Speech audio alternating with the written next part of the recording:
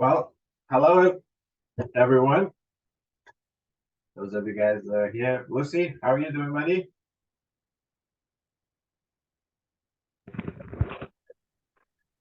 Alex, morning. How you doing? Doing good, doing good. Uh, Good having you guys. Who's there with you? You, Tavo, and who else? Dabo, the girls are not here. They've not been here for the past 2 weeks. All right, okay. Uh, Sundari, how are you doing? Miss Hi Lake? Alex, very fine, very fine. Very good, very good. Thank you for joining. Ruth, Ruth is connecting. Ruth, how are you today? I'm not sure if her sound is Ruth. If you're talking, we cannot hear you. Okay. Our audio is still connecting. All right, guys. Let's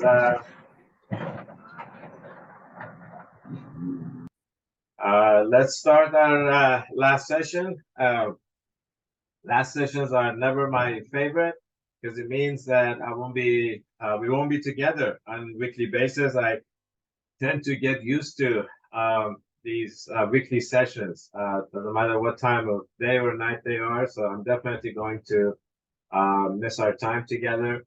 I hope everyone is ready for the holidays. If there are holidays in your area, which I believe there are. All right, so let's do a quick review of where we started, where we are almost there. Share my screen. And I need to be on this one. Okay.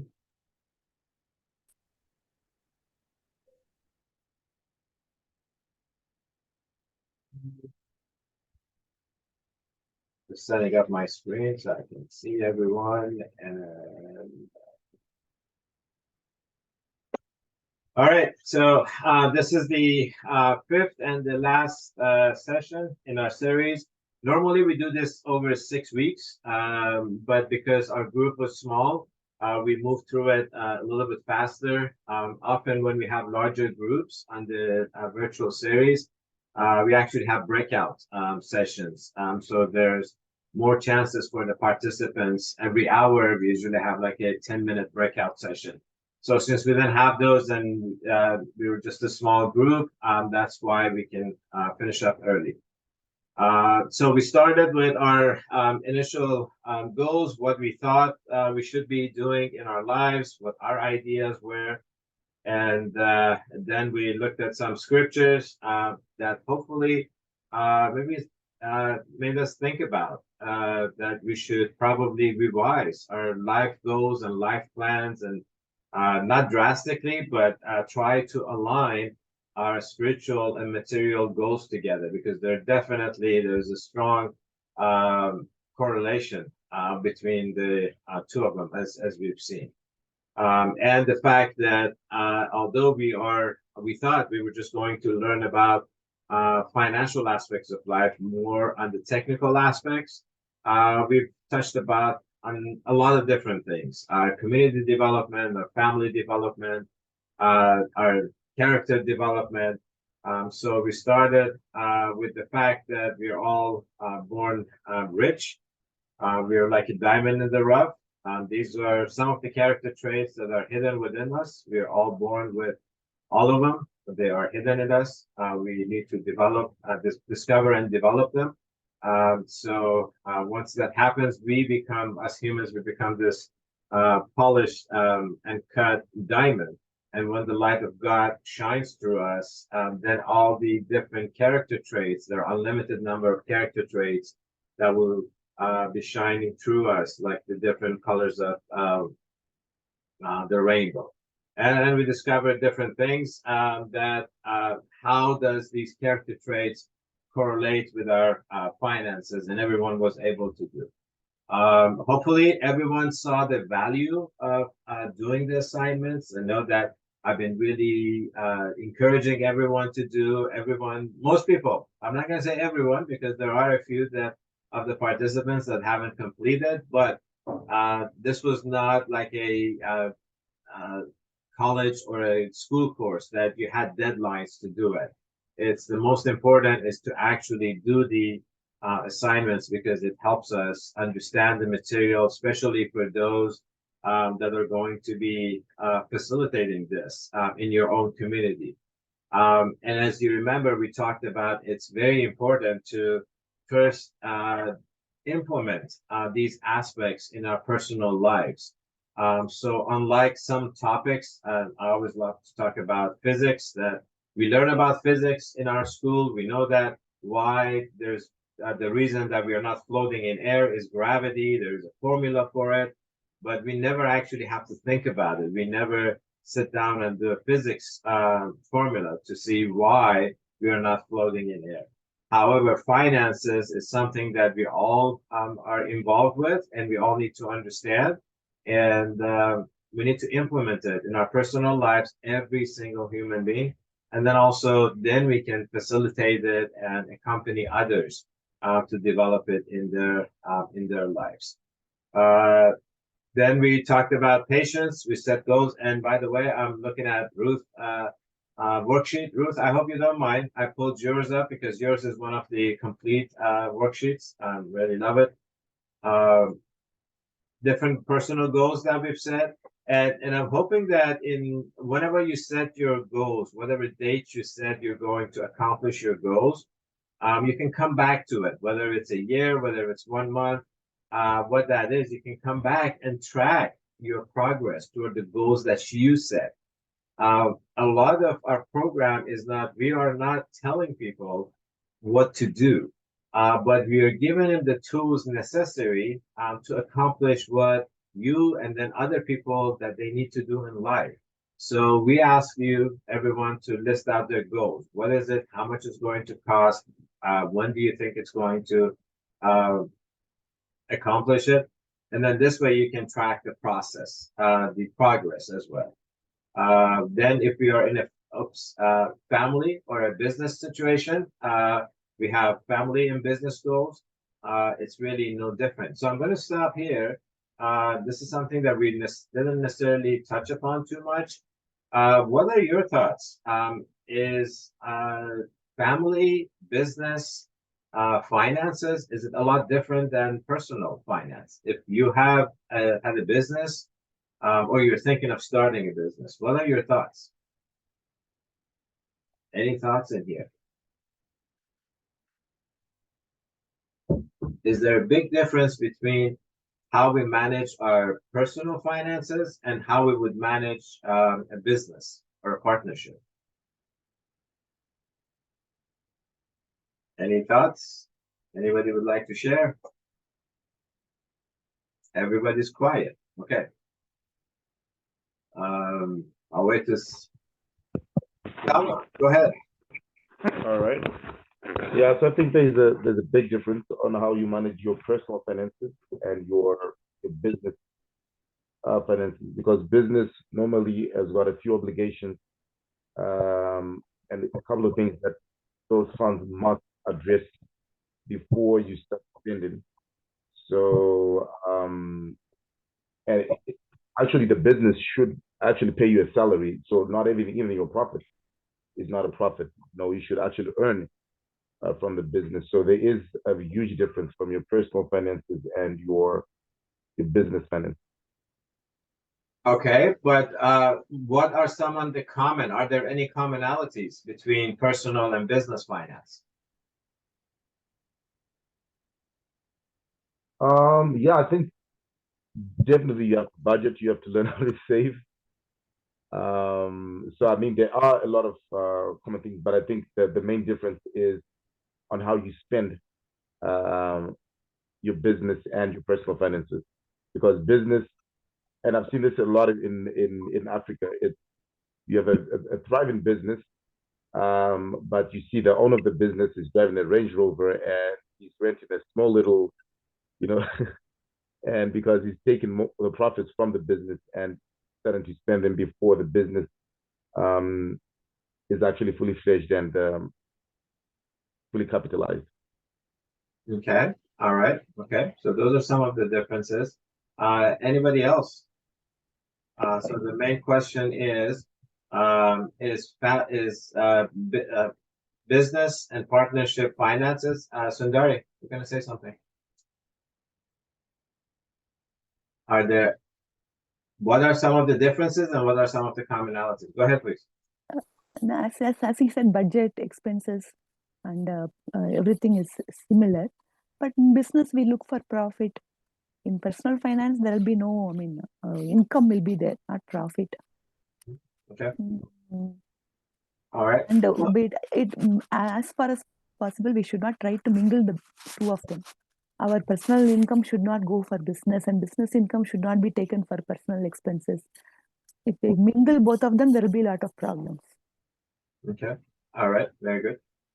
So there are a lot of similarities and there are some differences as well. So the similarities are that, yes, we do need to have a budget, both for personal and for business. It's no different. In a business, if we are just by ourselves, well, that's what it is. But if you have partners in our business, it's the same way. In a family situation, both partners or multiple partners, they need to be aware of what is happening to the financials of the partnership. One of the things, I'm not sure if you have, do we have anybody who studied finance, accounting or so at college? Do we have anybody who's done that in this group? No. I don't think we have anybody. Usually, this is something that we hear a lot. That often those who have received a degree in accounting, when they do our program, it's like a light bulb that shines on and says, "Oh, so what I do for my clients, I have to do it in my personal life." Seriously, we have had this many times, and this is very unfortunate that those that go to accounting school and they learn how to create a budget, how to keep track of income and expenses, how to do audits, and how to do all of that stuff. The professors never tell them, well, you need to do this in your personal finance as well. So those are the common grounds. And like you said, yes, there are differences in a household. There is no profit, but then you can also look at it as what's left over is what we invest, what we put in the savings. So just kind of keep that in mind that there are a lot of common grounds in it. We looked at our life from the point of conception in the mother's womb, getting prepared for this world, and then this world. We start by earning some education and experience, and then during our working years, we start from active, and then should be planning on going through passive income. And investments. That's what we were talking about last week. We'll talk a little bit more about investments tonight or today. So we can, because our body cannot continue to work forever, and at some point of time, and we don't want to become a burden on ourselves and our children and our family.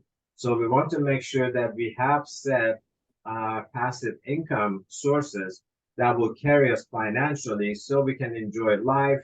And then also thinking that for those that believe that there's life beyond in here, how does what we leave behind will help us to progress through the worlds of God and beyond.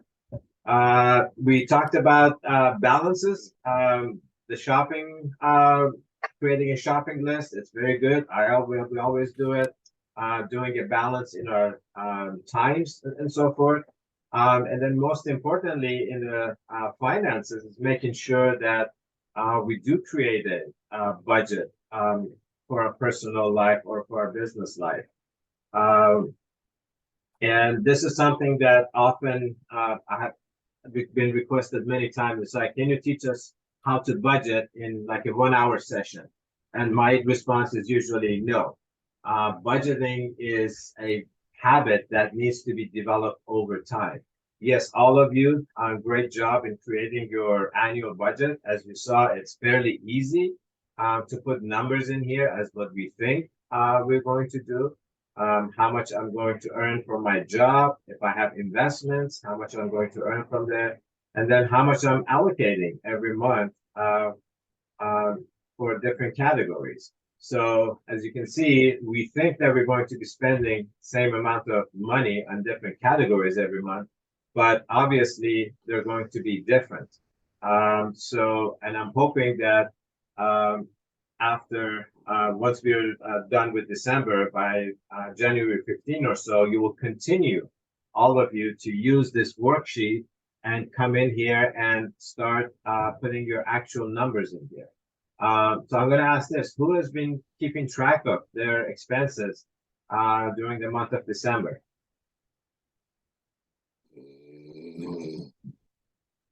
Has anyone started to keep track of their expenses?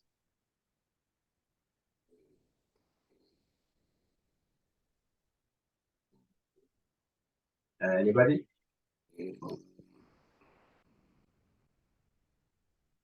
Okay, nobody's providing a response. So we will see. Again, I'll send out a reminder to the group in mid-January to make sure that you do put in your response, you put in your actual numbers in here. But this is like how you graduate, not just from our program, for any financial education program, especially for adults. This is not for children, this exercise, but it is for adults, and it's something that's absolutely needed. And I think I mentioned that my wife and I have been doing this for the past 30 years that we've been married together. It's a great way of keeping track of our finances. We looked at our responsibilities around the house, and then for the benefit of our community, there's a lot that we can do, not just being consumed by social media. We talked about that, becoming accountable, finding what it is in our society that exists and does not exist.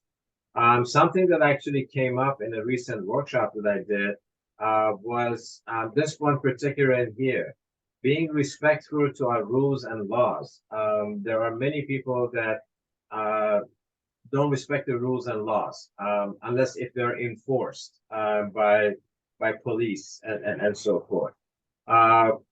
But then there are some rules or laws that we don't necessarily like. What do you think? What is the best way to approach the rules and laws that we think we don't like, or we think they don't make sense? What are some of your thoughts?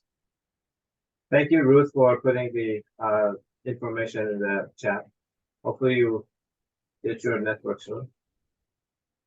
So question: if we don't like, or if children or our youth don't like some of the rules and laws that they see, what should they do about it? Should they just blindly follow it, or should they do something else? Any thoughts? No, they should follow it because they may not know the importance of that rule at that age. So it is better for them to follow it without questioning. Okay. Other thoughts? That's a very interesting response.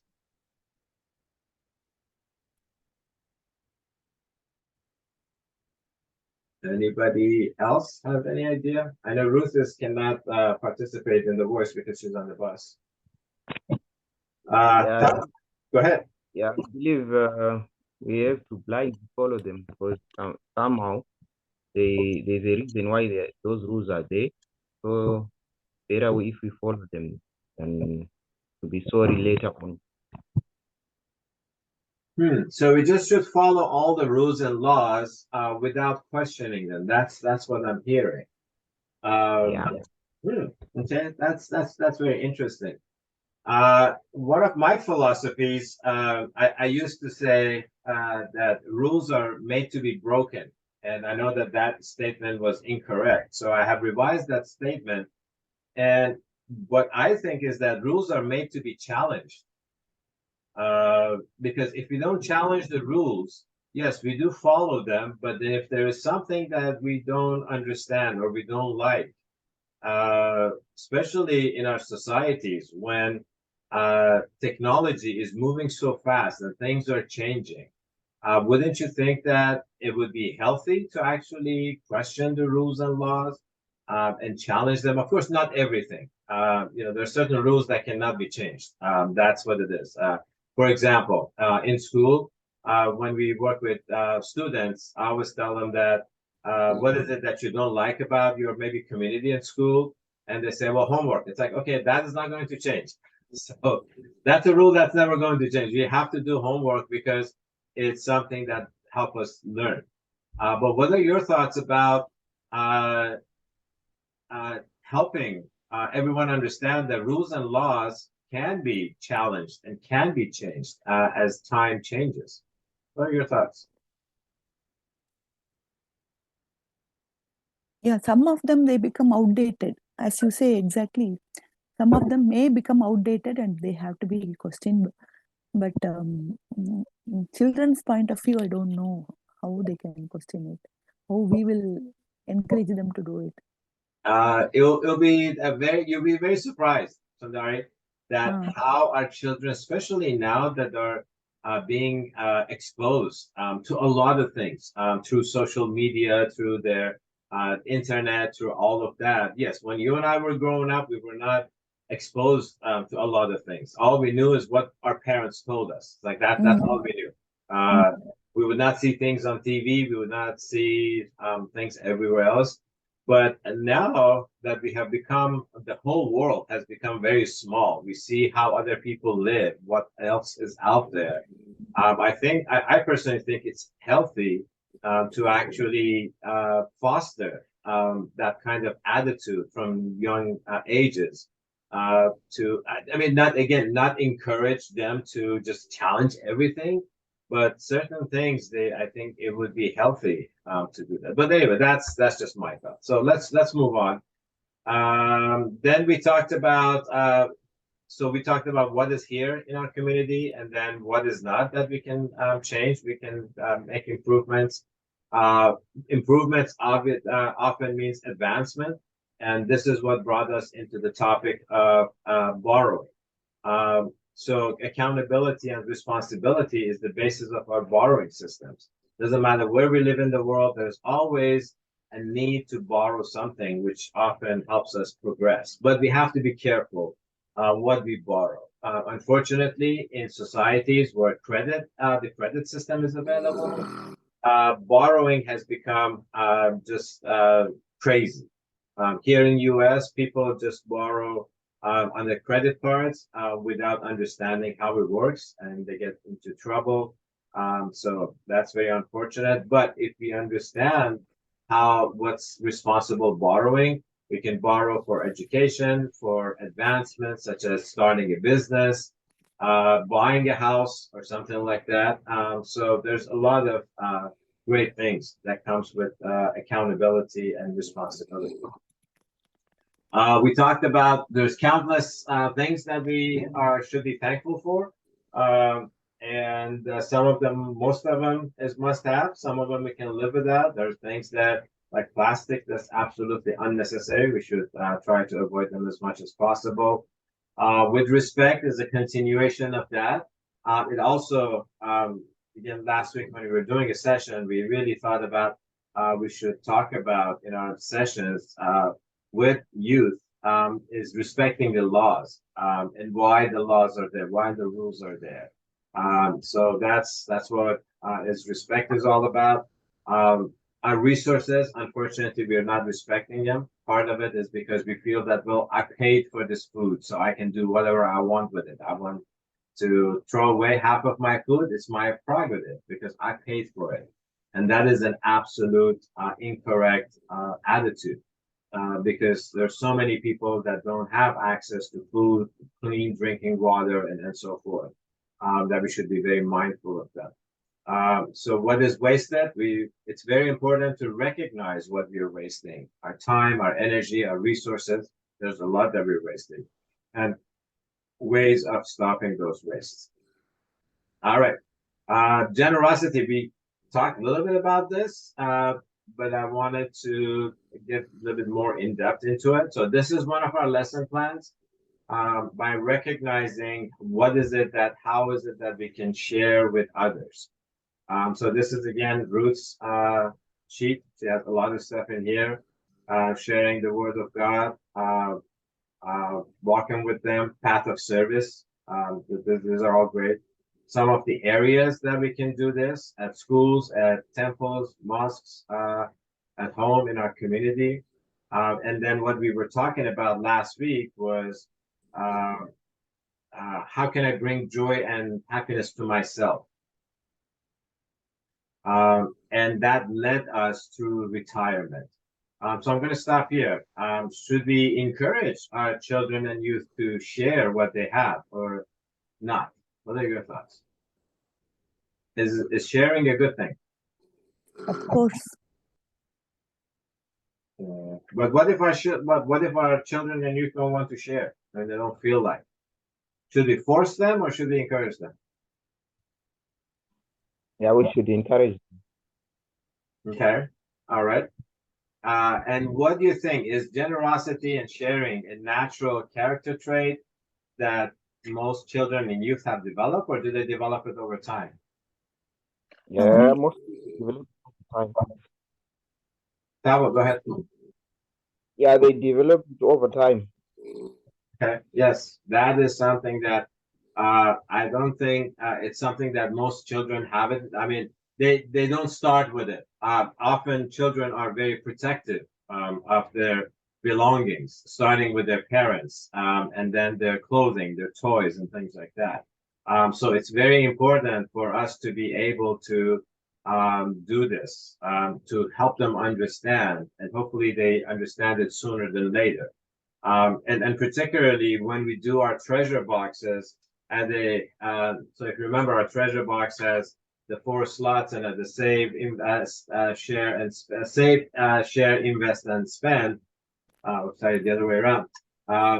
And sharing and investing is something that children can do at a very young age. And our idea of sharing is not necessarily just material stuff, not just money, but many different things. The clothes that we outgrow, we can share a hug, we can share a smile.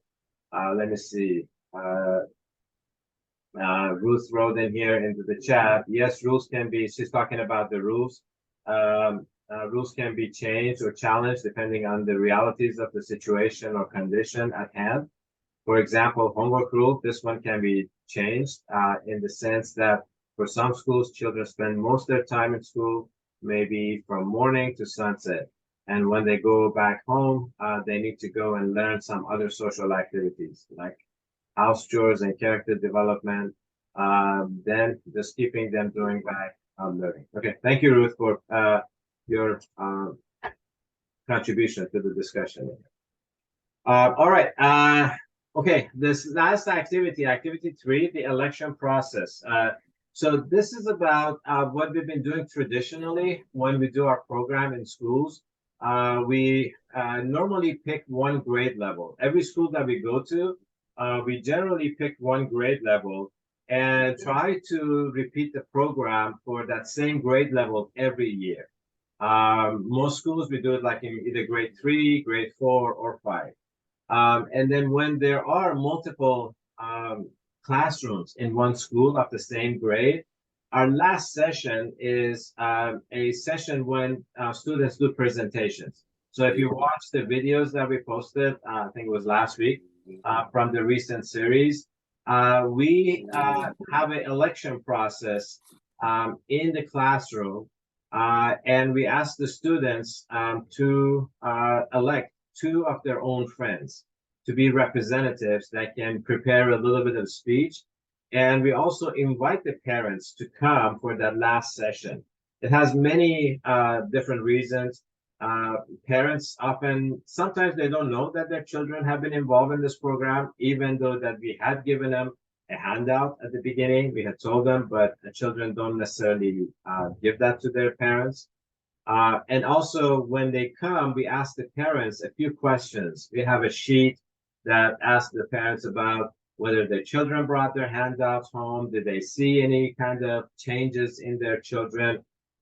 That's one of the ways that we have been able to evaluate the program and see what effects it has had in the at-home environment. So the idea of our election process is a lot different than the typical election that we see, particularly in our government systems. In our government systems, usually there are nominations. Either people nominate themselves or other people nominate 1 or 2 people.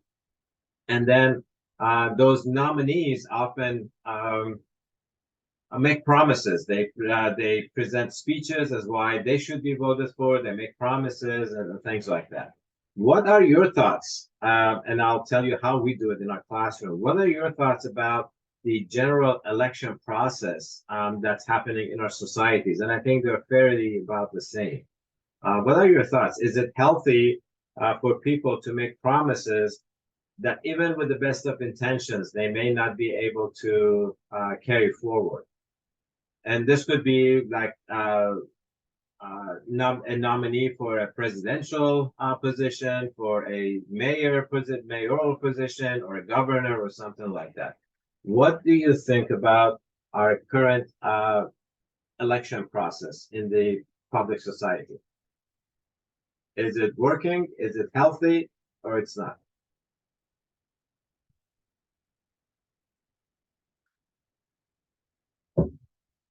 Any thoughts? Yeah, I do not know about other countries, but in India, elections are not very straight. Lot of corruption, and politicians are not that clean. Okay. Only All right. money plays everywhere. Yes, it seems like whoever has the most amount of money to do the most amount of advertising and promises, they get voted for. Okay. Other parts of the world. Dalika, you've been very quiet today. I know Tukla could not be here. He sent his apologies that he couldn't be here today. He had another engagement.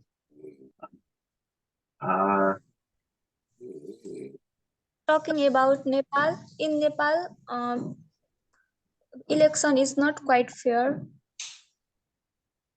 Okay, how is it that it's not fair? What are some of the challenges with, and we don't want to get into the politics, we were just talking generally. What are some of the challenges with the election process in Nepal?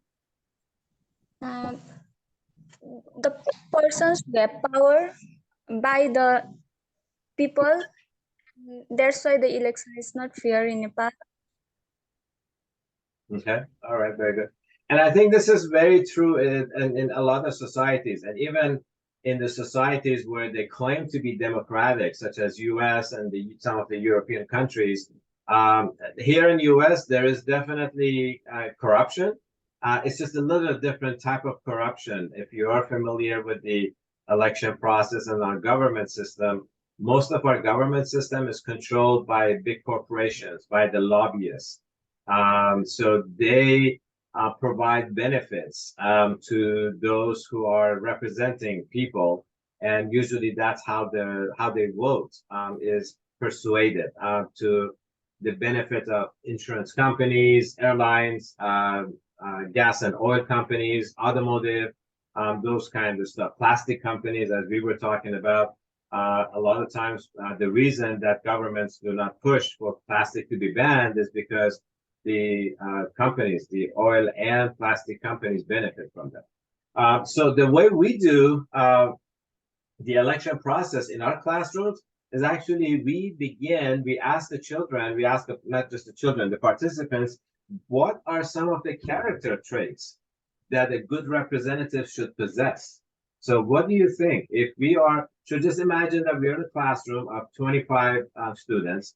It doesn't matter whether it's primary school or even college.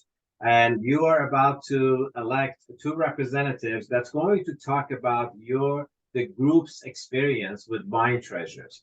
What are some of the characteristics that you think these representatives should have? They should have patience to listen to the problems of people.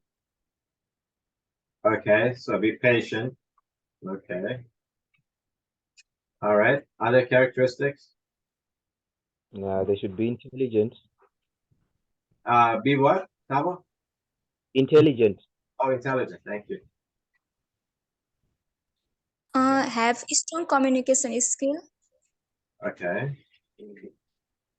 They should have the courage to take it up.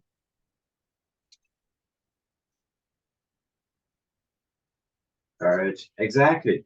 So these are some of the skills. And this is what we talk. So this is how we define that now that we have, this is our measuring skill, measuring stick. Be patient, be intelligent, have a strong voice, not necessarily a loud voice, but a strong voice. Be responsible because the representatives are taking responsibility to represent the class. And that's how we do the election process. We tell the kids strictly, nobody should say, oh, I want to be the representatives, I vote for me or don't vote for me, anything like that. It's a secret ballot.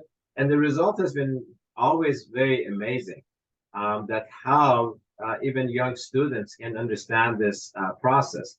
Hopefully this process will be implemented throughout the world. This election process comes from actually the Baha'i community, directly from Baha'i community. This is how the Baha'i administration is elected. There's no nomination, no propaganda. So people vote based on the people's character traits that they know, and anybody can be voted for, and anybody can vote for them. So that's how we elect the representatives. It's very fun when we do this, and then the results that we find once we announce the results of the election, it's always very good. And students have been able to pick the best person, their best friend from the classroom to represent them in the final session. All right. Any questions onto here? So we got 2 lesson plans kind of left. Any questions so far? Are we good? Okay. All right. The lesson about truthfulness. There is nothing in the worksheet for truthfulness because there are 2 activities here that are actually very hands-on. We believe that, I think that the reason we put this in here is because we get, and we've talked about it a little bit, our societies, we are learning not to be truthful at all times. It's very difficult to be truthful in a lot of things. What do you see in your societies? Are people, well, I'm not even going to ask about the governments because I know governments are not truthful, but are people generally truthful these days? Or does everyone rely on a little bit of a white lie or something like that to get ahead of others? What are your thoughts?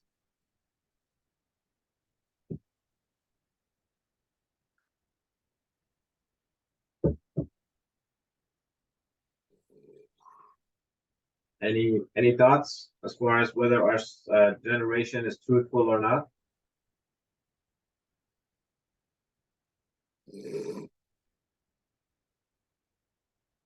Okay. Well, I think that we are actually being encouraged not to be truthful most of the times. Part of it is that, as we talked about, I think it was last week, that we are afraid of consequences. And whether we want to call it, I hope we don't call it a punishment, but especially when we are young, we are afraid of telling the truth because we think that there's going to be consequences in there. But truthfulness, based on this code, it says truthfulness is the foundation of all human virtues. And that's why we try to do this in this class. So building foundation, and by the way, any activity that's listed in the worksheets in here, and there's not much information, it's clearly described in the facilitated workbook. So let me pull up the facilitated workbook. That's file number 4. I'm not sure if we explored this file that much. So the facilitator manual has a lot of general ideas of how to present our program in different spaces and just a general mindset. And then there is about at least 1 page for every lesson that provides the details of how you can present the material. So for example, this is the first one. It talks about what materials you need, and then the different activities. It explains how the different activities are done. These are just the general guidelines for delivering the material. You don't have to follow the exact the way it is said. It's just this is how I wrote it. But the lesson plans could be delivered in many different ways. So I'm going to get to the one about truthfulness, because that's the one. So for example, the voting criteria and the voting instructions are, this whole election process has been explained in here. And when we go through truthfulness, as you can see, there's a lot of information. The idea of foundation is that we try to help the participant understand the difference between what happens when we always tell the truth and then what happens when we sometimes tell the truth and we tell a little lie.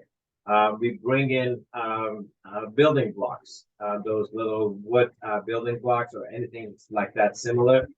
We ask the students to build a structure from wood. We also bring playing cards and ask them to build a house of cards. And they can see that the house of cards is very shaky, it's not strong. It can fall down by any little bit of a disturbance. But then when they build a structure with blocks, it's solid, it never changes. And that's directly related to our shopping. Particularly when it gets to, I'm looking for the word in here, deceive, how we get deceived in the market. So let me ask you this. How do you see how we get deceived when you go into the market and shopping for things? How are we being deceived?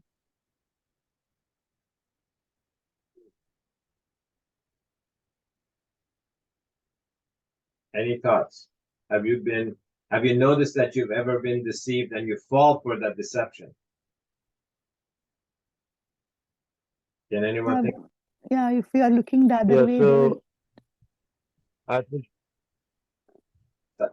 Tava, go ahead, and then Sundari. Tava, go ahead. yeah, so I think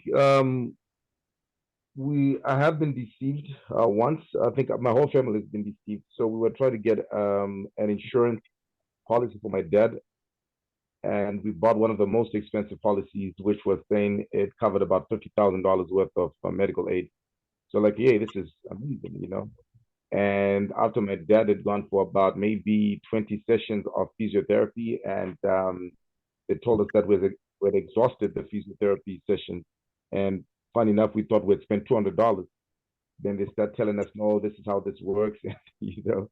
And you're thinking you've got 50,000 and you can use it the way you want to use it. So that's one example of how we, a family, has actually been deceived in purchasing a product that we thought will do us so well, but at the end of the day, when it looked at the fine print, it didn't do what we thought it would do for us.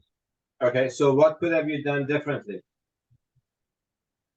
I think what we should have done is really looked in the fine print, read the policy, not take the salesman's pitch, you know, because he's gonna tell you, you know, you got 50,000 worth of medical aid, and you're gonna, you know, take it at his word. But I think we should have looked at the policy before we actually purchased the product.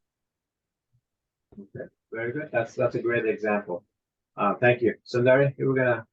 Yeah, actually, when we are talking about children, we should teach them to shop with comparison.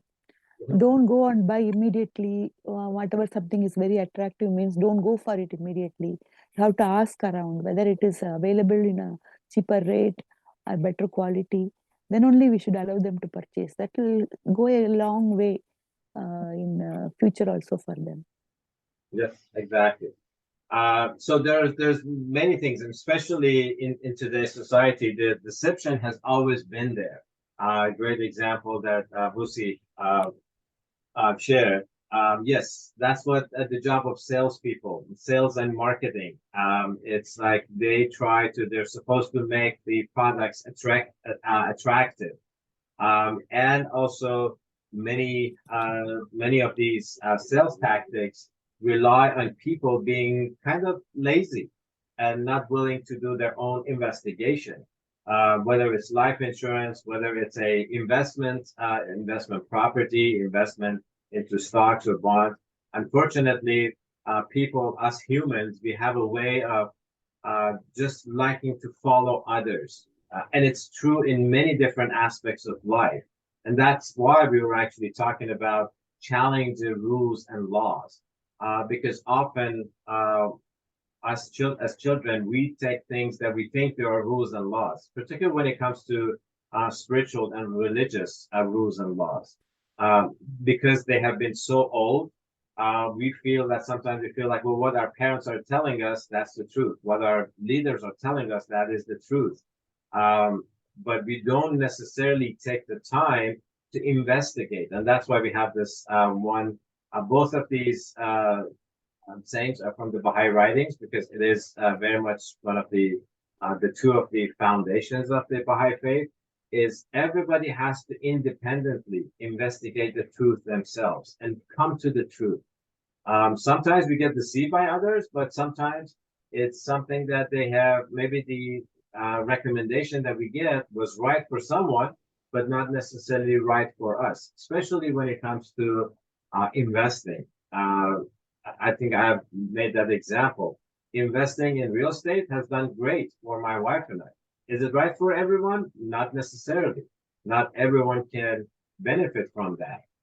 And they should not necessarily, we should not just follow somebody's footstep because they were successful, because we don't necessarily know the conditions. But learning the system and then utilizing the different systems to our benefit is very beneficial. Today, we see that, I mean, again, when I was growing up, when most of us that are a little older, were growing up, advertising was limited, maybe to newspapers, and then came TV, and then TV was for a long time, was the main source of TV, and radio and newspaper were the main source of advertising. But now in today's society, our children are exposed to these advertisings every minute. They have a device, they're looking at it. Even when we're trying to do some research study, scientific research or something, we're bombarded by these ads because the advertisers know that we get tempted. We see something, even if we don't need it, we get tempted. We might look at it, we might click on it. So it's very important to develop this attitude and this habit and this character trait in our children from a young age more than ever before. Now, that's one of the reasons that we have in here. There's several other reasons. This one line in here, don't try to be more than yourself. Don't try to be more than you are to impress others. Be yourself, your true self. What do you think? Have you met people or have you seen people that try to be somebody who they are not? What are your thoughts? Yeah, of course. Can you give an example, please?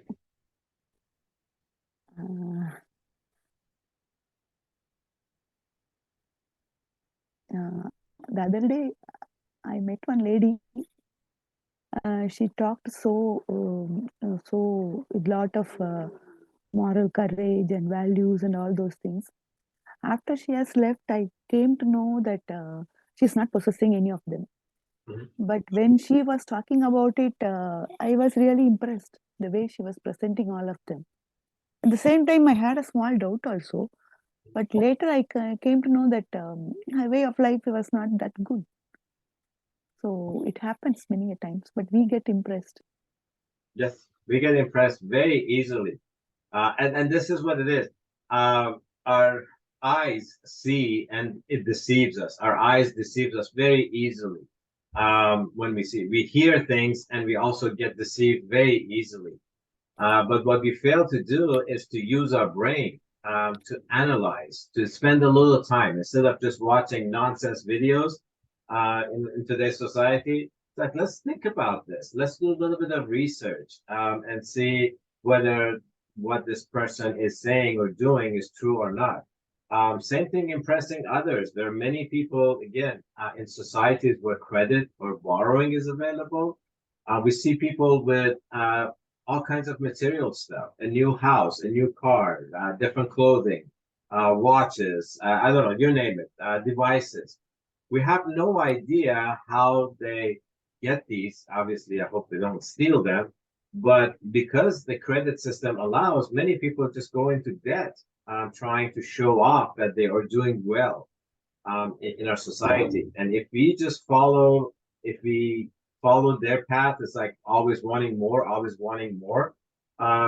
There's never any end to it. So we have to be really careful about it, not to get deceived by advertising, by our friends, by our neighbors, by our colleagues. I know even on like Facebook, I remember seeing something that some people get depressed by watching other people's posts that they're posting, oh, I've traveled to this side, or I've been here, or I've been that. I remember hearing about that as well. So we have to be really careful how we live our lives, our financial lives, because it could heavily affect our financial lives. All right. So the next part of this is the activity 2 is the shopping. So if you remember in moderation, we're gonna go back to moderation. We created a shopping list. This is our shopping list. However you do your shopping in your society, normally what we do in the while we're doing the moderation, we only ask the participants to put in the items that they're buying, quantity. This is a great way of teaching measurement units, especially to young students. So that's all we ask them to do, is like create a shopping list that's balanced. It's not all fruits, it's not all vegetables, but it has everything balanced in there. This is usually the 4th lesson plan in the series. And remember, when we're doing this for children, we are utilizing the register book. I should actually pull up a let me pull up an actual register book from one of the recent series. I should have done this. Go start. So I'm going to pull up a actual student worksheet so you can see how the register book is completed. So by the time when we do the oh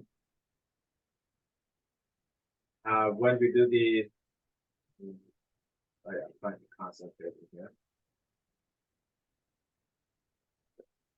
By the time when we do the moderation lesson plan, that's like I said, it's the 4th session, and participants have only put about maybe $40 because we give them $20 every week as allowance. Get here. Okay, so this is an example of a fully completed register book over the entire 10-week workshop that we do for students in primary school.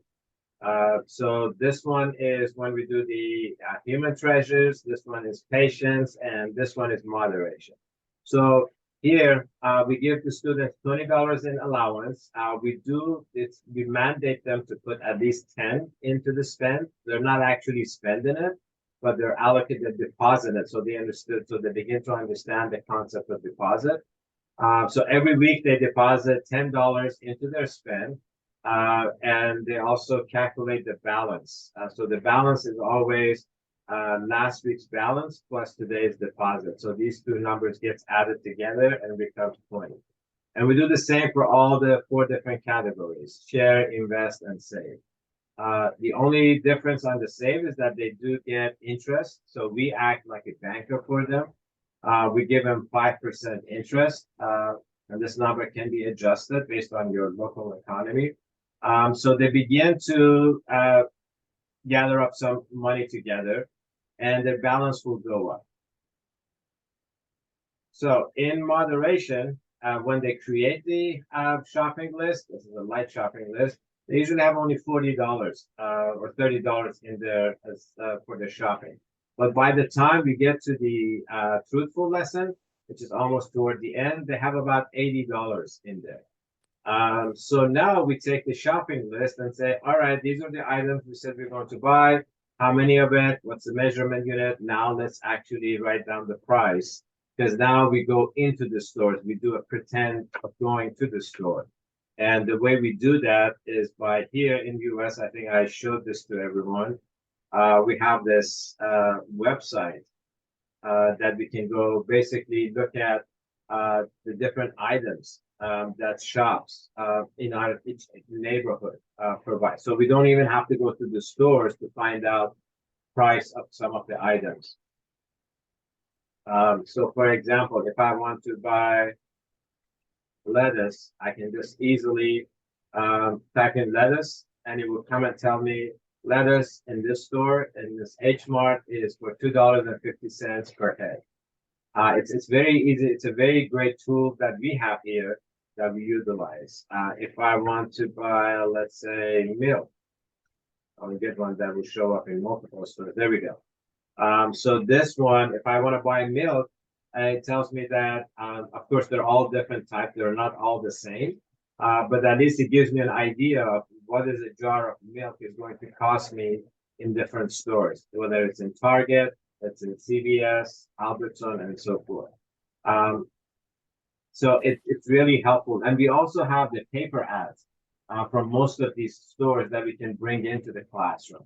So when you're teaching this, the moderation and the truthfulness, try to utilize whatever works in your society, whatever works in your community.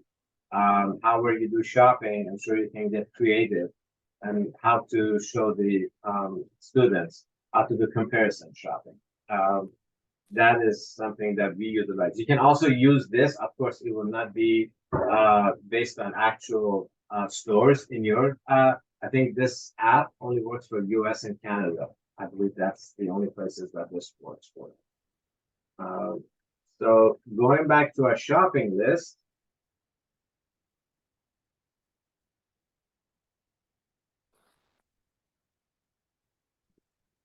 Truthful lesson. This is how we learn how we get deceived in the market. I want to pull up something so I can show you how we get deceived in our societies. If I can find one of those ads. Often in our store ads,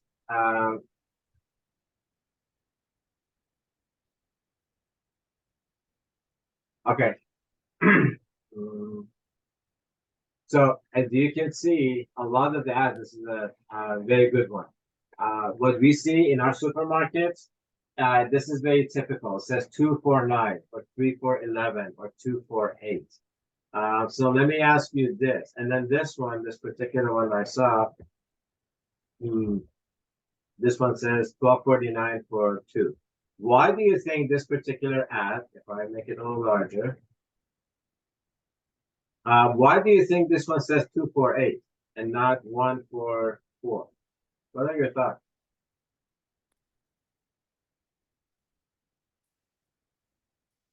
They try to sell more. But isn't it if I just buy one of them, it's $4? Is it? Is it really? If I buy one of them, it's $4, or do I have to buy both of them? I think it will make us think that it comes in two, and I mean, somehow it compels us to think that way. Yes, exactly.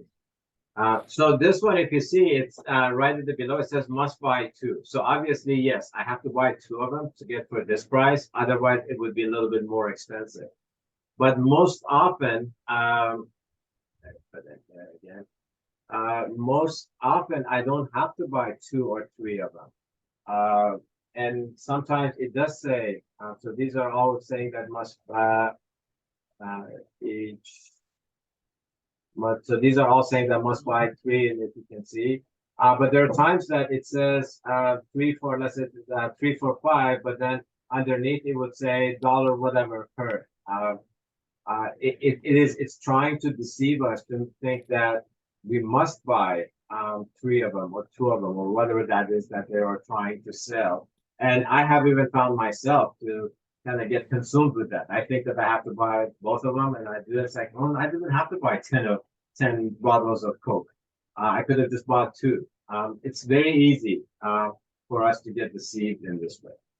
So that's how we do the shopping lesson. It takes quite a bit of time.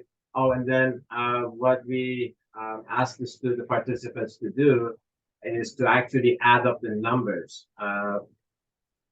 So this helps them with math again. This one, Ruth has done it. They add up all the numbers together. Now, let's say if I add up all the numbers, I mean, these are not realistic numbers in here, but Ruth's shopping list came out to 1,247. But I only have, let's say if I had only 1,000 in my for my spending. What should I do if my expenses are more than how much I have money? Especially in a supermarket.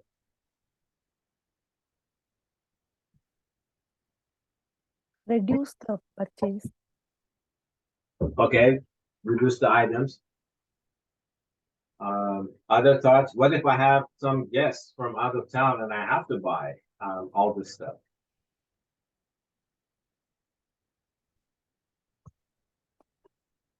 Use the credit card. Okay. Other ways? Anybody else? Who else has any idea? If I'm at the supermarket and I'm buying, I have my shopping list, but then the shopping list becomes a little bit more than what I have money. So Sundari is saying that use a credit card. Are there other ways of paying for my shopping list besides using a credit card?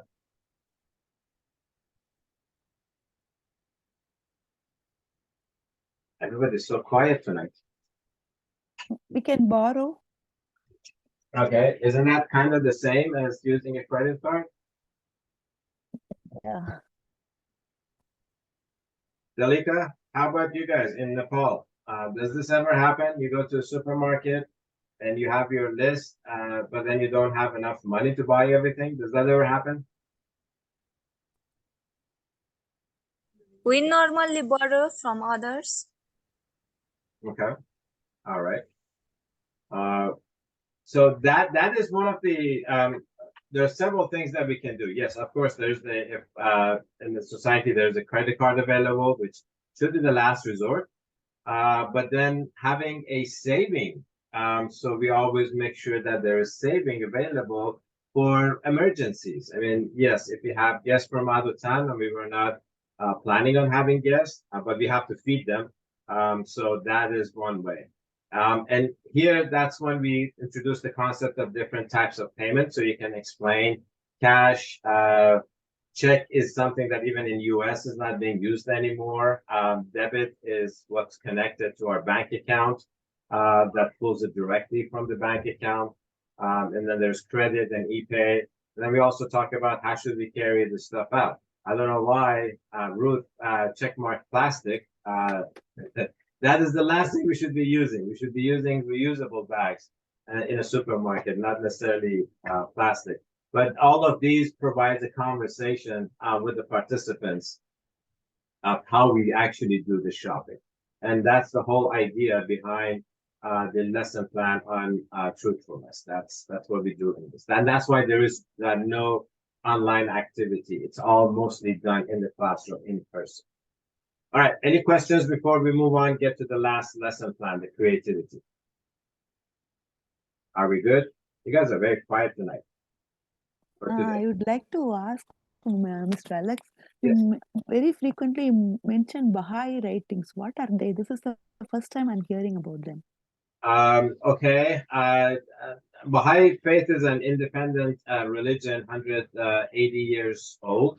It started in Iran. And I will send you some. I will actually usually wait until when the program is done. And then I send information to the participants.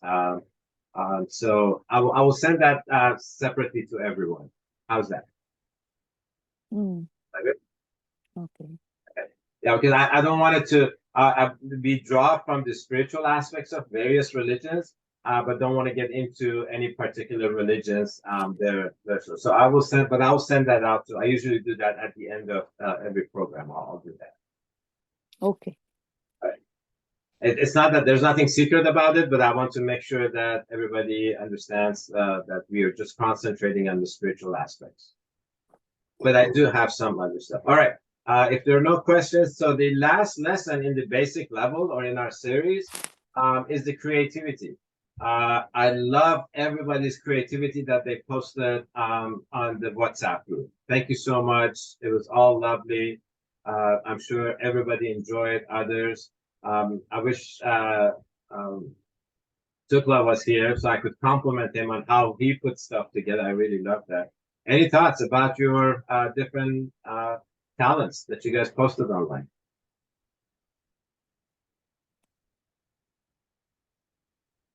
Boy, you guys are a tough crowd today. Okay. So talents is something that not all of us have all the talents. We all have something different.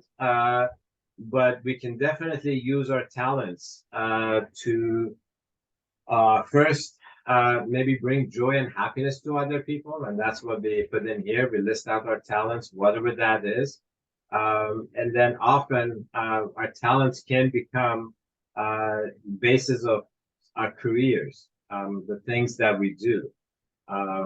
That is what we have seen. So, what do you think? Do you think you'll be more successful following your talent and passion in life, or something that you have to do in order to live your life, to make sure that you have an income? What are your thoughts?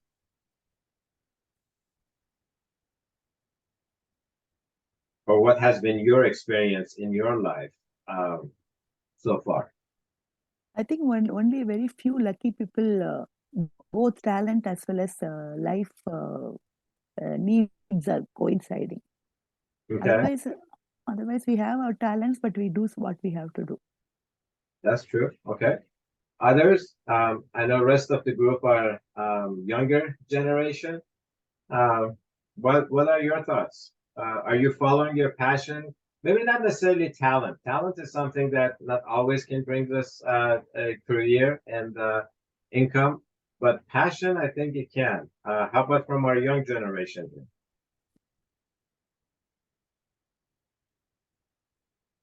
Anybody would like to share? Have you started to follow your passion? You're still kind of doing what you have to do to earn a living.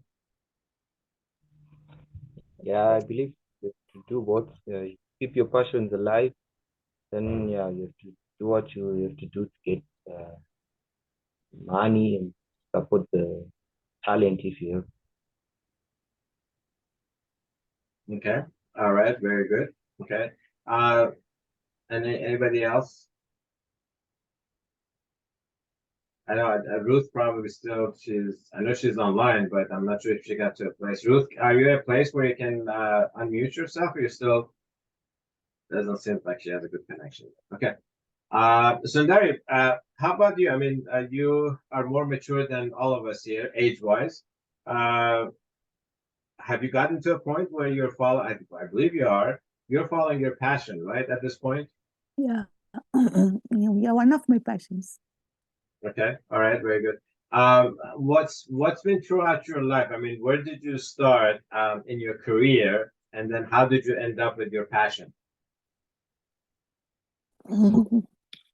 Mm, Actually, we never realize, I think, when we are young, we never realize. I mean, we don't sit and think about these things.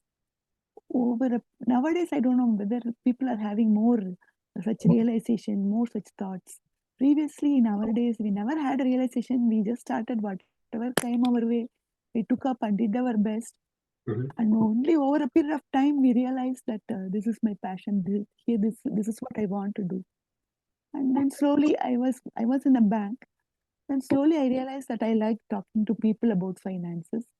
So when I came out, I started this. I mean, talking about personal finance. Okay, all right, very cool. From everybody else, where are you in your life as far as following your passion, or have you found your passion? Uh, Anybody would like to share anything?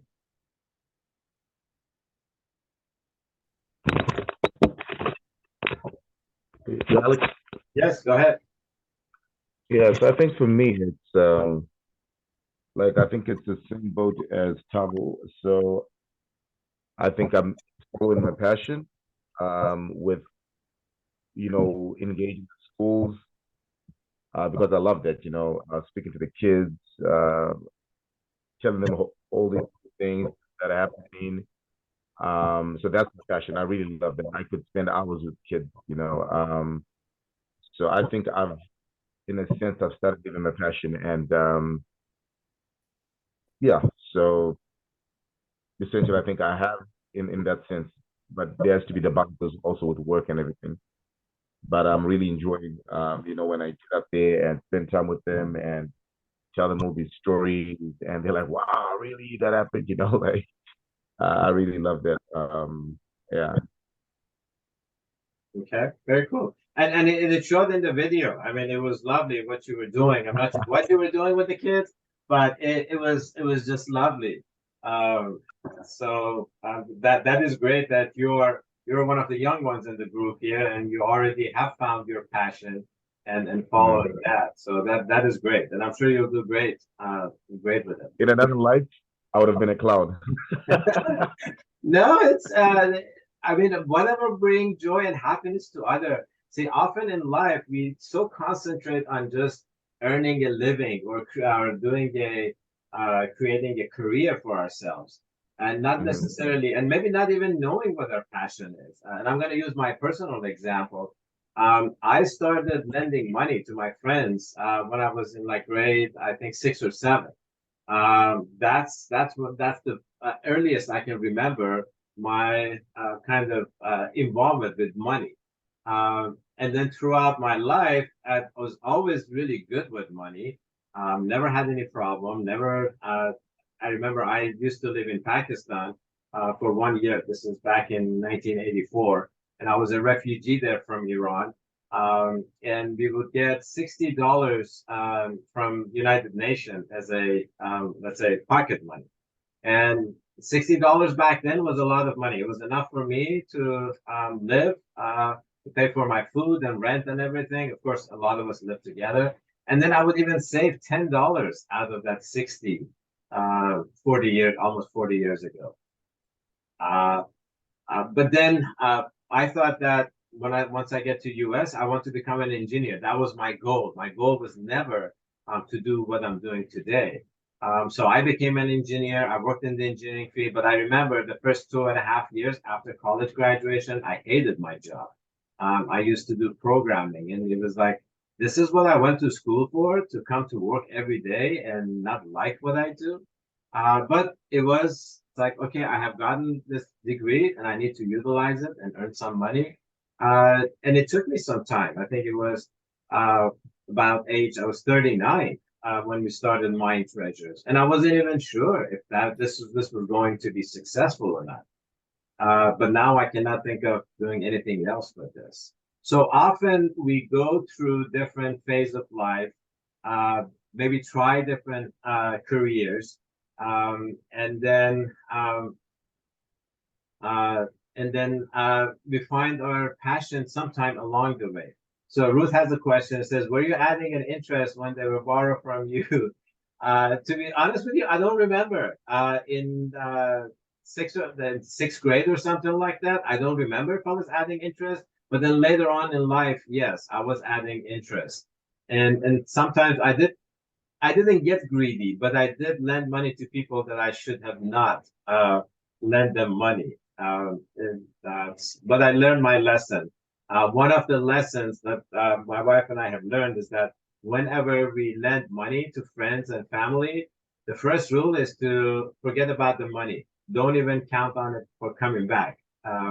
You give it to people with two hands, and then you keep on begging for it to get back. And if you get it back, it's icing on the cake. If you don't get it back, well, at least we were prepared, saying that yes, I knew that this money that I'm lending to my friend, it may never come back. That was my experience. All right.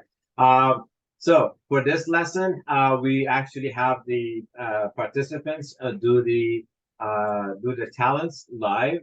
Then the participants, other schoolmates or whoever that is, they ask questions. How would you make earning from it? And many of our actually youth and adults have been able to take what they listed in here and make it into a business. Just by starting thinking about, well, what is my talent, what is my passion, what are my resources, and then how do I make it into business. That's something that they have been able to do quite a bit. All right, I'm going to stop here. See if there are any questions about the creativity. It's very straightforward. It's very fun when we do this with children. All right. Okay. So everybody's quiet again. There are a couple of other things, tabs in here that you can use. Courage is one of them. So in the sense of investing, we talked a little bit about investing. This is one of the ways that if you want to start to invest in stocks, shares of companies, that is one way that can be done. It's we encourage anyone who wants to get into the investments of bonds or stocks or things like that to begin to track them for a while. So for example, if I want to, I have an item. So let's say I have an iPhone. Okay. I can look up and see who makes the iPhone. It's Apple. And then I can look and see who is, can I buy? So we listed in here. This is one of the websites that stocks can be looked at. Good morning, Zdenko. Great to have you here. Good morning. Morning. Sorry for being late. I have flu and I'm just I can't participate as That's okay, no problem. That's totally understood. That's okay. We're just wrapping up the lesson, wrapping up the whole program. That's what we're doing. But great to have you here. All right. So if you want to begin to look at stocks, this is one way of doing it. I have an iPhone. Apple makes it. I can go to this website and look up and see if I want to buy a share of Apple. How much would it cost? Now, this is mostly U.S. stock market exchange. I'm not sure if they advertise, if you can look up like other, because every country has its own stock exchange program. So I can look for Apple in here. So every company, as far as I know, they have a symbol that they can be looked at. So this one is AAPL.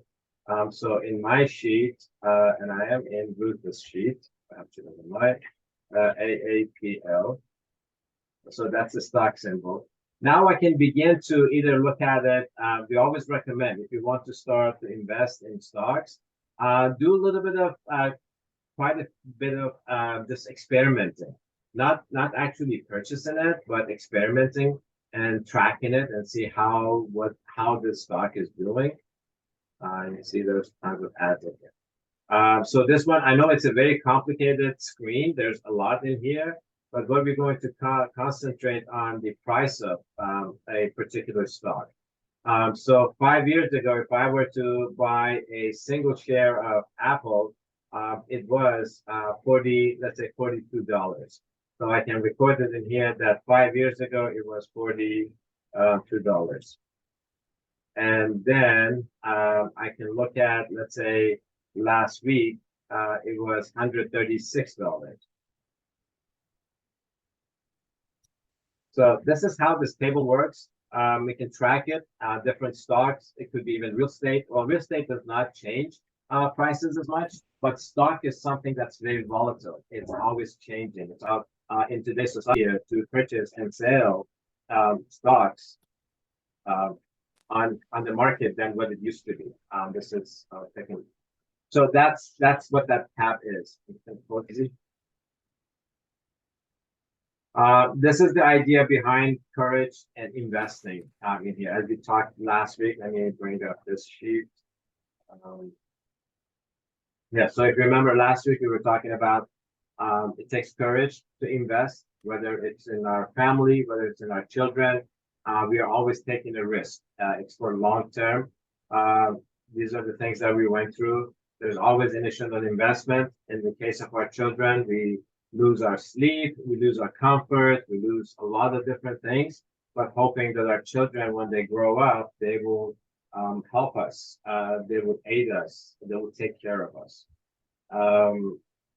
Again, the independent investigation of truth, as Lucy was talking about, insurance, life insurance, or any kind of insurance sometimes can be considered as investment, but we have to really be careful how we get into it. And then you can do a lot of readings. This is from the advanced level program. There's a lot of material in here that you can read about. There are different types of investment vehicles. We like to look at education as the first and foremost investment that we make in ourselves or in our children. Then there's the ideas of stocks and bonds. I'm not going to go through the details because I don't know the various financial systems around the world. So we have India, we have Croatia, we have Nepal, we have the African countries in here, but you guys can look those up and see the details. While there are some commonalities between, let's say, US and how stocks or bonds may be operating in different countries, but I don't want to go in too much detail. Let's see, we have our family and children, community, business, and of course, real estate. Real estate is very common in many different parts of the world. But again, we have to really do our own investigation. Please do not get into any investment before really investigating yourself. Just don't go based on what your friends say. Do check. Sometimes we have to seek help of a professional because we don't necessarily understand everything. But ultimately, it should be our decision and not just somebody else's decision to do this. Okay, that's the same table in here. Let me see in the advanced material. What else do we have? So the final thing in our at the advanced level is an overview, which I'm going to switch to a PowerPoint presentation right here. So as you have seen, and as we've always said from the beginning, our program is not just about the technical aspects of financing. It's about a lot of different things. And I think, I'm not sure if we ever went over this or not. I'm switching to the facilitator manual. And there's a table here, there's this table. So we might have looked at this. I think we did.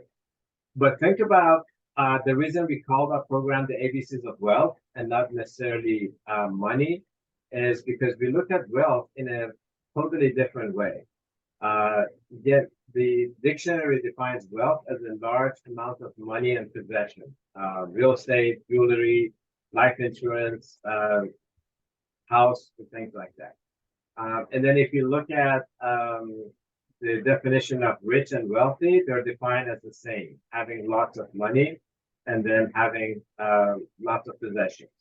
But our idea is that rich is a person that has a lot of different resources, many types of different resources.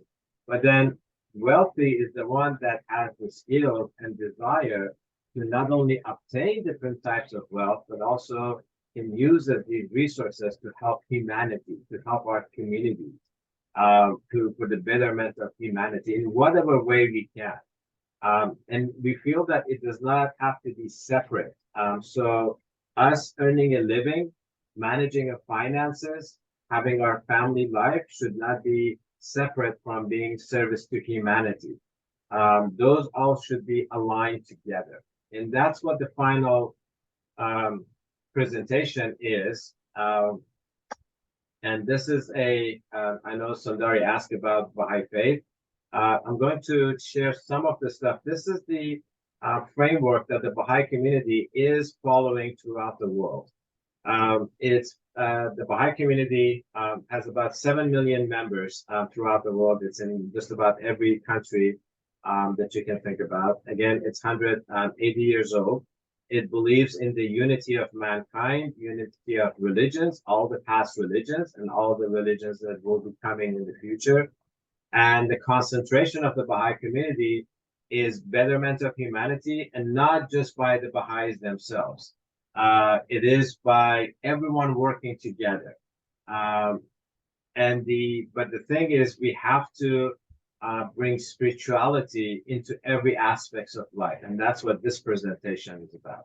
So the idea of social economic action development is activities in the field of social economic development that seeks to promote the well-being of people, whether it's education, in food, in financial education, academic education, the betterment of our communities. But what is really unique about it, it's about applying spiritual teachings, and not just from the Baha'i faith, but from all the different faith and religions that we are involved in, whether we are Christian, Muslim, Judas, Buddhist, Hindu, whatever we are, there are many teachings in these respective spiritual sacred writings that help us create a better society for everyone. So these principles, these are principles that the Baha'i community has been following. Our program, Mind Treasures, my wife and I are members of the Baha'i community. It's not a Baha'i program, but it was inspired by the spiritual principles. We started it from the Baha'i principles, but then, as you saw, we were able to find scriptures from the Bible, from Buddha's writing, from the Quran, and we realized that all of these can be brought together. So the idea is that there should be coherence between spiritual and material worlds. We cannot separate them. There are some activities that are complex that we need to look at. This is one of the big ones. We are trying to change the mindset of speakers and audience, let's say leaders and followers, to going from always saying it's me, it's I did this, it's my idea, it's how I did it, this belongs to me, to the mindset that no, it's all of us. We did this, we work together, it's our idea. And I'll get to a little bit more details of this. This social action principle requires the involvement of everyone. Everyone has to be involved in it, whether it's a child, whether it's a youth, an adult. Something that we see in our societies, particularly here in the US, there's a lot of expectations from the government to fix people's problems. And government would love to say, oh, we're working. They love to come and say, oh, this is the problem that this individual or this community is having, and this is how we're going to fix it for you. As opposed to thinking that, no, the community itself needs to recognize its problems and begin to work on it. This reading community realities, let me actually get into it and we'll see, because I don't want to repeat myself. So I'm going to be talking about these different line items in here. So the first one is, as we talked about, is aligning our spiritual and material stuff. At first, I think most often we've looked at, well, I go to church on certain days of the week, and I do my work on 5 days a week or 6 days a week. They are separate. Church is its own place, and then my work and my life. What we believe is that the physical power and the material civilization is like, and the spiritual powers are two wings of one bird. They have to develop together. We cannot separate them. They need to be integrated together. And that's little by little is happening. It is possible. Let me ask you this: before we started this workshop, who thought that our spiritual life could be so related to our financial affairs? Anybody what are your thoughts about how we have incorporated spiritual principles into the financial affairs?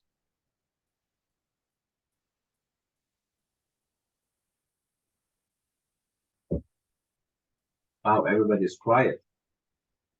You know that I cannot be the only one who's talking. Yeah, actually, I found it to be a very good way of doing it. I mean, connecting spirituality to finance. This is the first time I'm coming across in normal social platforms. Actually, in our language, there is a great writer. Writer means 2000 years back, he has written poems. All of them are only 2 lines. It is called Tirukkural. There, he says that only if the money comes from moral way, that alone can give you happiness. So whenever I give a speech, I make it a point to tell this first. No, just money is not for money's sake. Only if it comes through proper means, it is going to give you satisfaction and happiness. Otherwise, it will not. And you have gone to an advanced stage of doing that. You want to connect totally the spiritual powers to this thing. So it is very interesting. Okay. All right. Very good.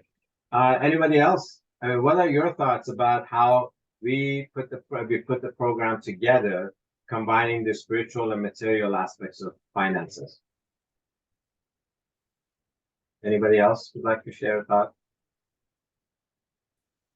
Waiting to see who's gonna unmute themselves. Okay. All right.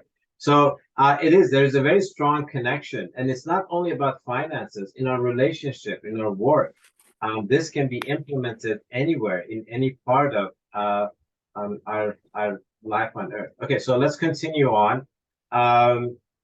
This is something that relies on spiritual forces. We've been trying to fix the problems of the world, our societies, our neighborhood, just by material stuff. Again, I go back to the way the US works.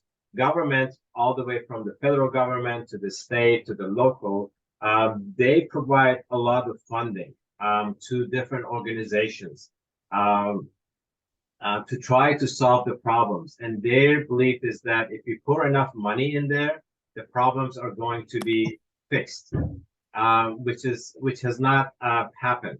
That's unfortunate that so much money has been allocated to different problems. Of course, money is needed. It's not that we can do without money, but it's something that we've been trying to solve these problems, whether it's hunger, whether it's lack of education, food, and so forth. But what we believe is that we have to rely on the spiritual forces to get guidance. We get a lot of inspirations. I get a lot of ideas come to my mind, but I don't know which ones are right and which ones are wrong. So I heavily rely on the spiritual forces to guide me. This way, actually, if it works, I praise the Lord. It's like, okay, it was his idea. I was just the delivery method. And if it doesn't work, I don't want to say I blame it on him, but I say, okay, he didn't want it. It wasn't meant to be. And I have seen it many times throughout this Mind Treasures program. Let's see, between regardless of social. All right. This one is, again, it can be implemented everywhere. What we have to recognize our spiritual equality. Obviously, we all look different. We all have different skin color. We all have different languages, different heights, different things. But when we look, our origin is the same. Our true reality is our spiritual inner being. That's where we are. And again, we want to be very respectful of those that don't have a spiritual belief. We are not enforcing this on anyone. But these are things that we have seen work, regardless of where people are. Doesn't matter what country people have lived in, what is their ethnical, racial, cultural, physical, or other realities.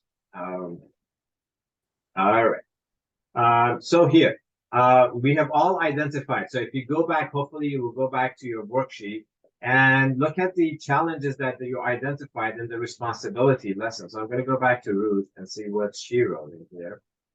So challenges, the differences of religion, traditional practices and beliefs. Let's see, cyber abuse on social media, the selling of drugs and alcohol at community level.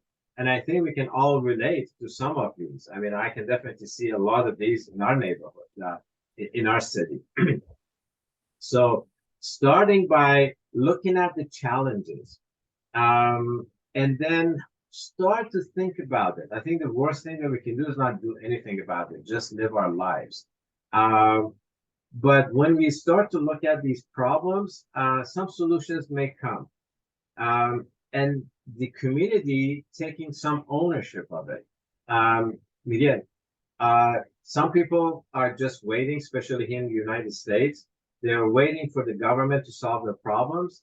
And while some resources needed, but then ultimately it's the society, the community, the neighborhood, the street that needs to arise and begin to work together. So I'm going to stop here and see what are your thoughts.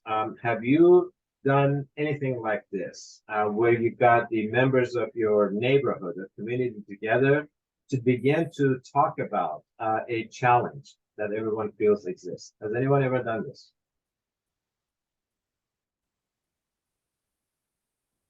No. Okay, Sundari says no. Anybody else?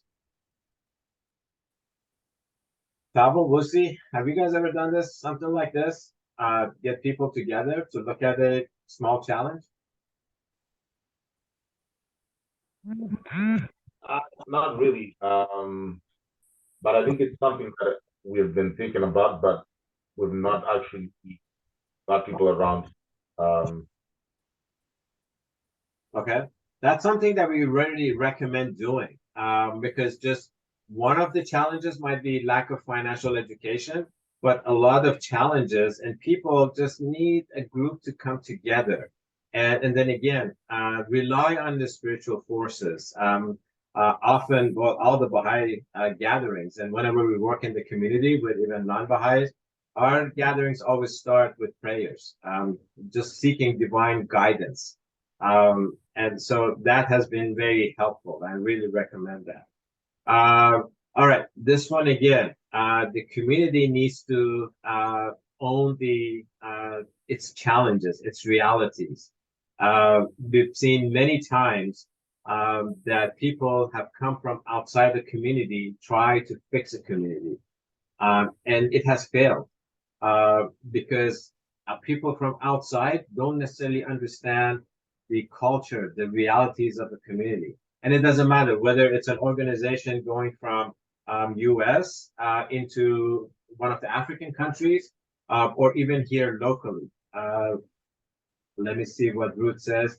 I think she's answering to the question whether everybody has done this. She says, yes, I have. The challenge of the parents not taking ownership of their own children's education. Thank you. That's something that we quite often see, even here in the US. Believe it or not, I think I've mentioned this before. Some parents feel that they just need to drop off their kids at school in the morning and then pick them up, and the kids are going to become educated.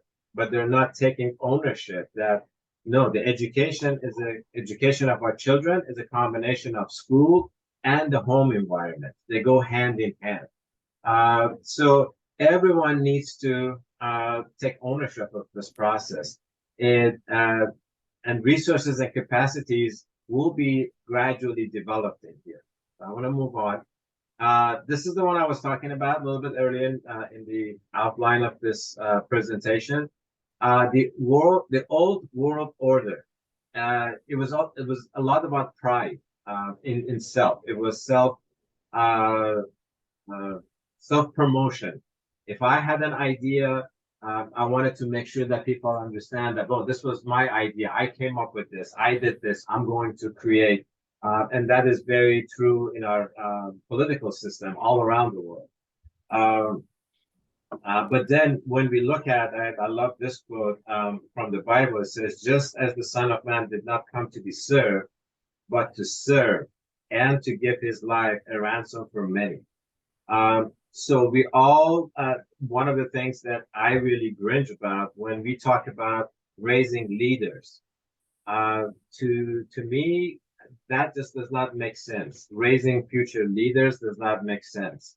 We are hoping that we will raise individuals that will be service, that will dedicate their life to service to humanity and lead by example, not just tell them that, well, you can be a leader, you can lead others. But we all learn how to do stuff by action, and then we learn together. So again, it's we, us, ours, and we all accompanying each other. This our program, Mind Treasures. My wife and I have been doing it for 17 years now. We have staff, but every day, every time when we go to school, whenever we do any of these workshop series, I'm still learning something new, and this is what I love about the program. I will never learn. I will never get to a point that I know everything. Um, Everywhere is a learning. So if we can develop that attitude of always being in learning mode and not feeling that we have the answers, I think we can make a lot of progress. That's our topic here. Let's see. These are just some of the things that are, some of them are common. It's already happening. We should always try to learn from what has been done in the past, record. So when we get together in a community, it would be good to try to find examples of how others have been able to fix the challenges. And again, not necessarily just follow those same things, because challenges, even though they may look the same, but they could be unique to every community, every neighborhood. And that's how we've tried to design the ABCs of Wealth. The ABCs of Wealth is a framework. It gives you concepts, it gives you lesson plans, but how you present it to the community that you're working with is absolutely up to you. It takes your creativity and passion to deliver it to the best way that you think it would be beneficial for the community. And of course, documenting what we're doing at Mind Treasures. We keep track of names of every participants that come to our program, the things that we have tried and we have learned from it. So hopefully others that want to do this, and we share, this is part of our international group that we're always sharing our learning and our experiences.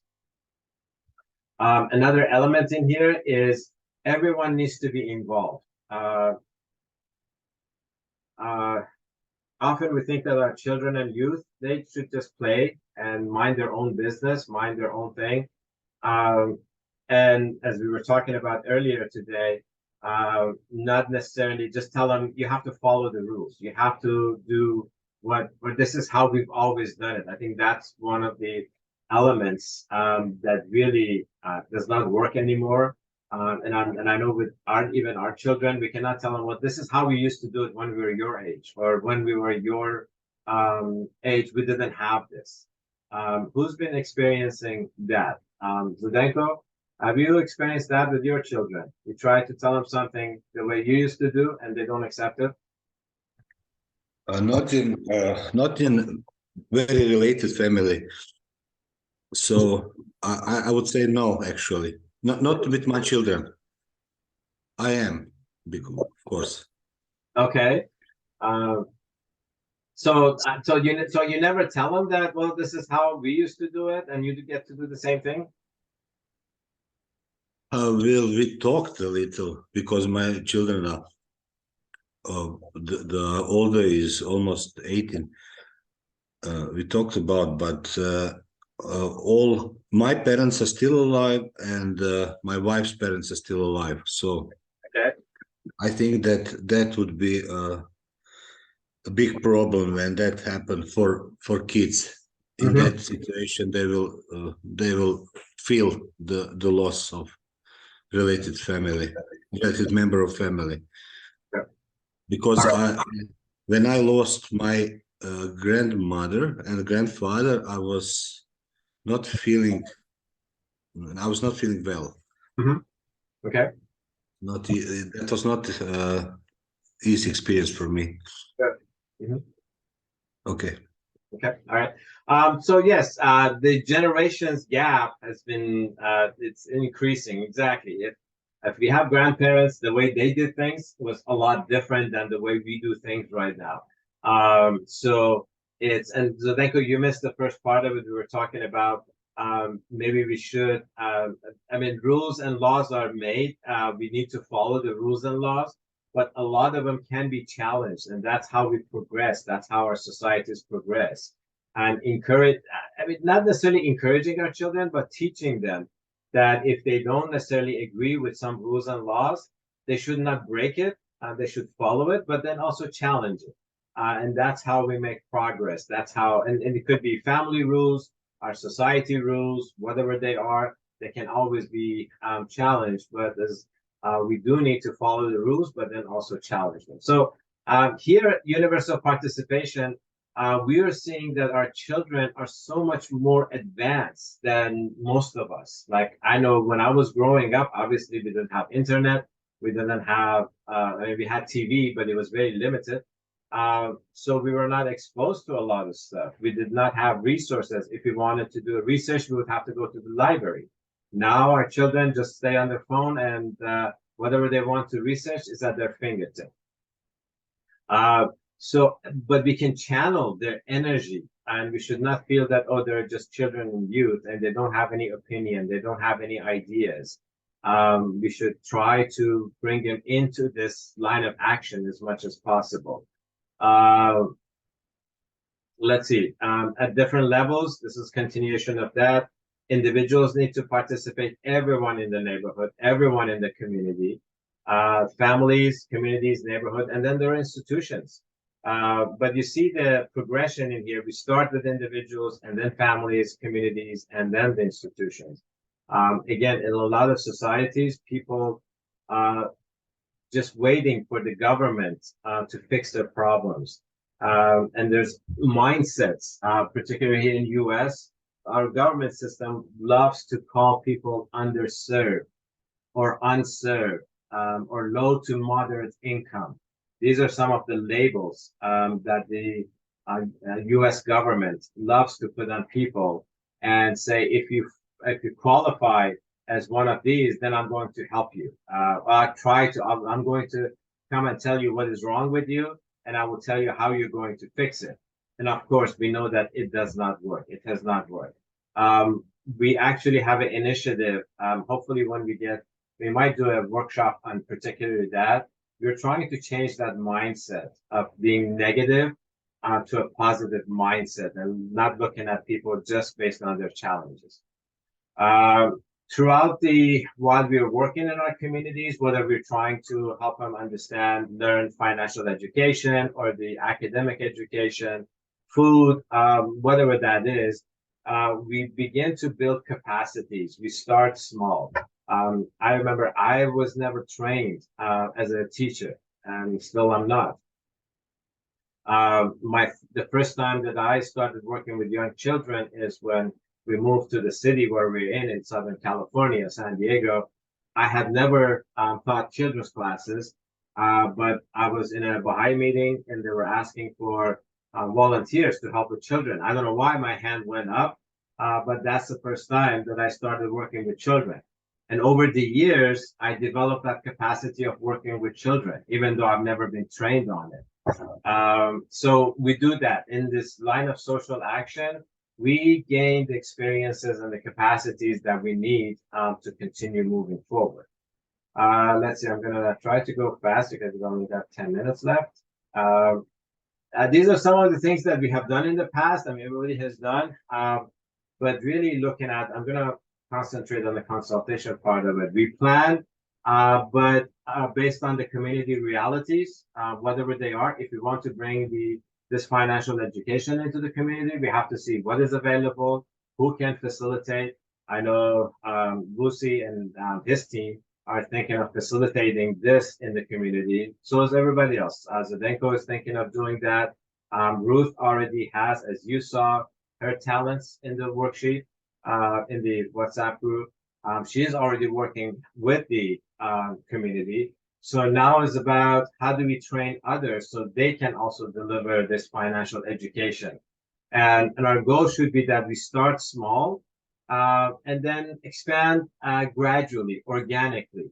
Often when people start a program, they want to get big too fast, and it's just not sustainable. We expand and then we pull back. We started 17 years ago. Our very first adult workshop, it had only a few people in it. The first children program had 8 in a primary school. It was for grade 5. But then now, before the pandemic, we were working with about 1,500 students every year. That's what we were doing. and sometimes we expand it and then we consolidate. It's like, all right, let's come back. Let's look at our resources, see how, and that's the reflection process. We look at our process. What did we put into the project? What's the output? Most importantly, what is the outcome? This way of consultation is actually comes directly from the Baha'i writings. The way we consult is that anytime we present an idea in a group, doesn't matter where it is, the presenter should detach himself or herself from the idea, because now the idea belongs to the group. And this is something that we see totally different in other spaces. Usually when someone brings in a new idea, they stay attached to it very much. They feel that, well, I have to push my idea. I have to push my idea. And if the idea does not go through, and the group doesn't decide on it, they get a little bit of, they get bitter. They don't like it. They said, why didn't my idea go?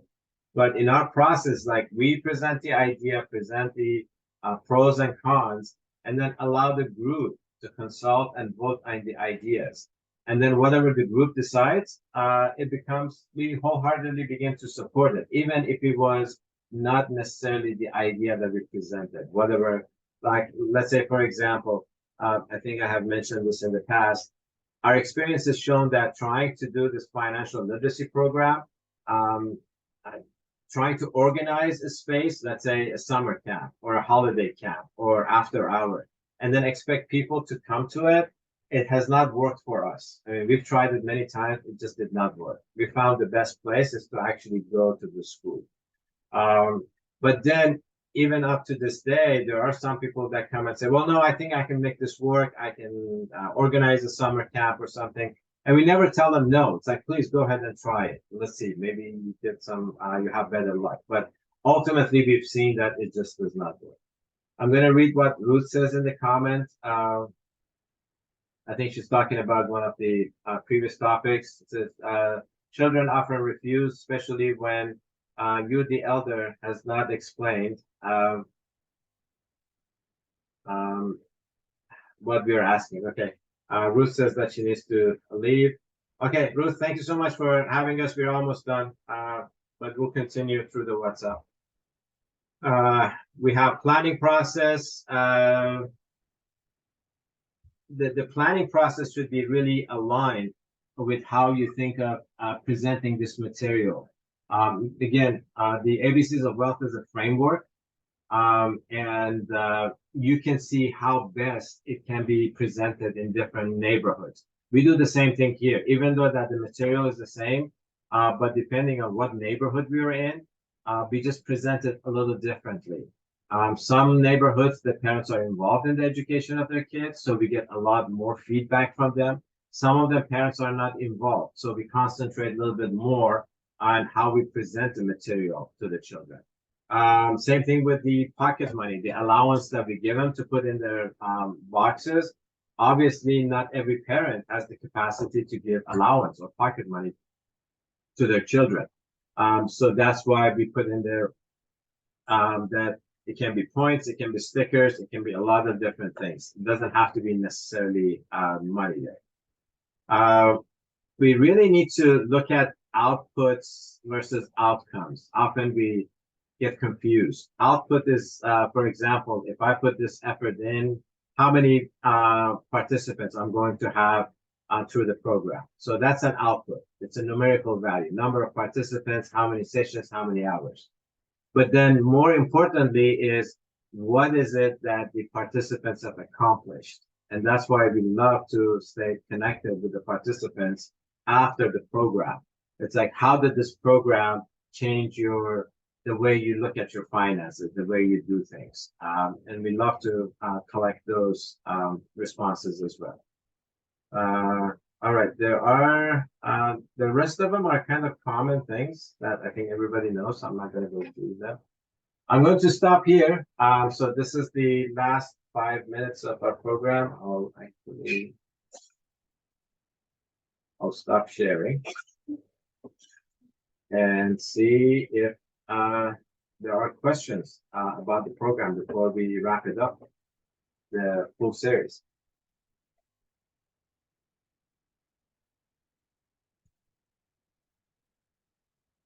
Any questions, team? I want to ask if there's possibility to share the Excel of sheets that you have to be translated. Yes, definitely. Yep. I would like to have the open sheets and then translate to Croatian. Okay, yes, I will create one, a blank sheet. So you basically, everybody has access to the entire material. For the translations, the way we've been doing the translation, we are asking whoever wants to do the translation to do an exact translation of the material, not change it based on any local economy things, because we want, as long as we want to keep it as the ABCs of wealth, that's what we ask to do, which I think should be fair. But then if you want to create something of your own and use our concepts, then that's perfect too. But then it would need to be called something different, which many people have done it. But yes, Zdenko, I will create a blank sheet for you, and we'll call it the Croatian translation of the material. That would be lovely if we can do that. Okay. All right. Other questions, thoughts?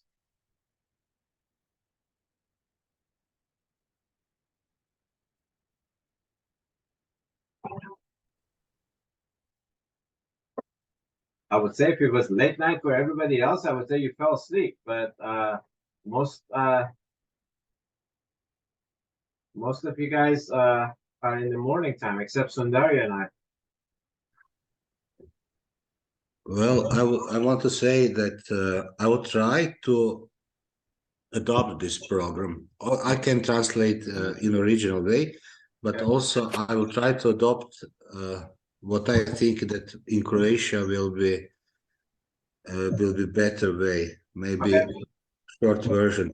But All right. certainly I'll let you know what happened here. And also I want to thank you for these few weeks that you give some efforts to us to teach us what you learned.